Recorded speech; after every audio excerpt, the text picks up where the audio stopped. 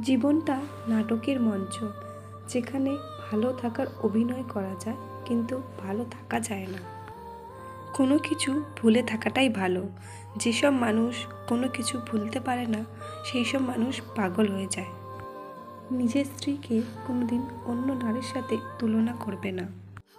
তুমি যাকে মন থেকে ভালোবাসবে, দেখবে দিন শেষে তার কাছ থেকেই কষ্ট পাচ্ছ।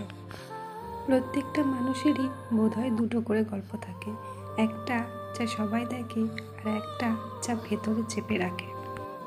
কাউকে ভালোবাসলে এতটাই বাসো যে যখন সে কষ্ট পাবে সে যেন তোমাকেই খোঁজে। পুরোনো মেসেজগুলো শুধু ভাবায় মানুষ এত তাড়াতাড়ি কিভাবে বদলে যায়। এক পুরুষ ও এক নারীর প্রতি আকৃষ্ট মানুষগুলো এ যুগের জন্য সবচেয়ে দুর্লভ রত্ন। ভেতরে শত ক্ষত নিয়েও মানুষ বেঁচে থাকে। এটা হলো অভিনয়ের জগৎ। শরীর তো একটা আবরণ মাত্র।